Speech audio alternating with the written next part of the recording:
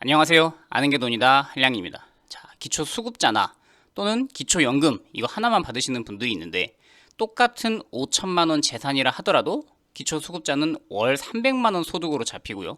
기초연금만 받으시는 분들에게는 16만 원의 소득으로 잡힙니다. 자, 이렇게 차이 나는 이유 오늘 한번 설명해 드릴게요. 자, 수급자 소득인정의 계산법에서 금융재산이 다 공제받고 예를 들면 5천만 원이 있다. 공제받을 거 재산 기준을 초과하는 게 5천만 원이 있다라는 얘기시죠. 이때 6.12가 아니라 6.26%입니다. 곱하기 그 다음에 나누기 12개월 이거 아닌가요? 어떤 채널에서는 5천만 원 곱하기 바로 6.26%가 소득 인정액이라는데 어떤 게 맞나요? 자, 12개월을 나눠주는 건 기초연금이고요. 12개월로 나누지 않는 이 우측에 있는 거 이게 기초수급자의 소득인정액 계산법입니다. 자, 소득인정액이란 게 뭐냐? 기초수급자든 한부모든 차상이든 기초연금이든 정부에서 어떤 혜택을 주는 복지 서비스를 신청할 때 소득인정액이라는 개념을 하나를 씁니다. 이게 뭐냐? 첫 번째 소득은 뭐 근로소득, 일용근로, 사업소득, 연금소득, 뭐 부동산 이자소득 다 있죠. 이런 게 소득으로 들어가고 그 다음에 난 소득은 없는데 재산만 있다. 또 이런 분들에 대해서도 재산이 10억 있는 사람이 수급자를 할 수는 없잖아요. 그래서 재산만 있는 사람들에 대해서도 소득이 높다라고 판단하기 위해서 재산을 소득으로 환산합니다. 그래서 1번과 2번 이걸 짬뽕해서 만든 개념이 소득인정액이에요. 근데 이제 이 재산을 어떻게 소득으로 바꾸냐? 이게 바로 오늘의 키포인트입니다.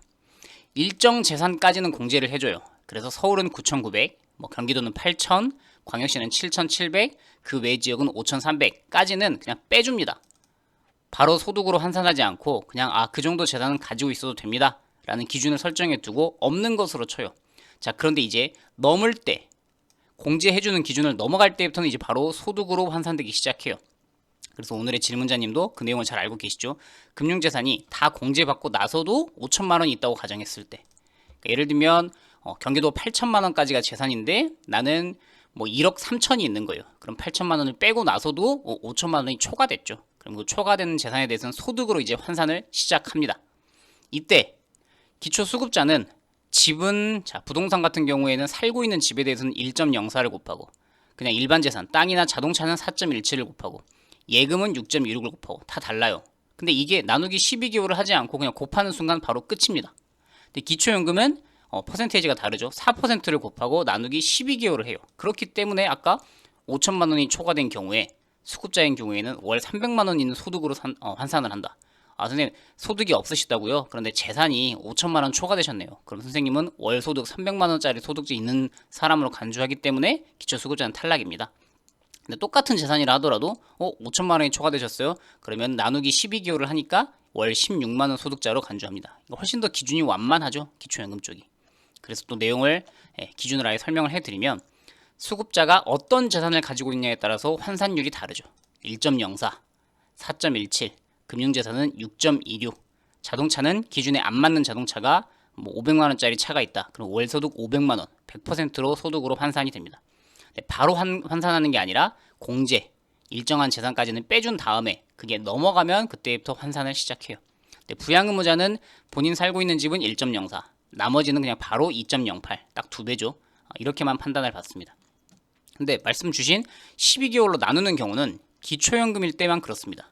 자, 기초연금 사업 안내에서 똑같이 뭐 일반 재산에서 얼만큼 기본 재산을 빼고 금융재산에선 2천만 원까지 또 빼주고 부채가 있다면 한 번 더 빼고 그 다음에 재산의 소득 환산율이 4%, 그래서 수급자의 경우에는 뭐 1%, 4%, 6.2% 어떤 재산이냐에 따라서 되게 종류가 달랐는데 그냥 기초연금은 합쳐서 4%를 곱한 다음에 여기 있죠?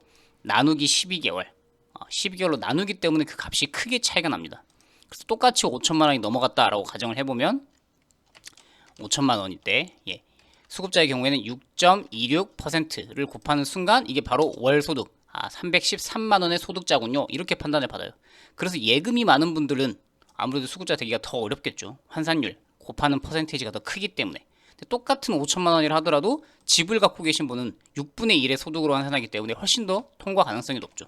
그래서 5천만 원이 초과된 경우인데 나는 예금이 아니라 집이다. 그럼 1.04%만 곱하니까 월소득 52만 원이신 분이 됩니다. 아까 약 300만 원이었는데 6분의 1로 줄어들죠. 그럼 이 정도면 수급자를 통과할 가능성이 있는 거예요. 그 다음 근데 이게 기초연금의 경우에 나누기 12개월을 해주니까 똑같은 5천만 원이라 하더라도 4%를 곱하고 다시 여기다 나누기 12개월을 하면 월소득 16만 6,666원인 사람입니다. 이쪽은 아까 313만 원 정도로 수급자의 경우에는 바로 탈락할 수준이었죠. 근데 여기는 나누기 12개월을 하기 때문에 대략 월소득 16만 원 있는 사람이 됩니다. 차이가 크죠? 300만 원 소득이면 거의 모든 복지급에서 탈락할 텐데 16만 원만 있다면 통과할 수 있겠구나. 근데 다른 것들 뭐 수급자, 차상위 한부모는 대부분 나누기 12개월을 해주지 않습니다. 그냥 환산율을 곱해서 바로 소득으로 환산을 해요.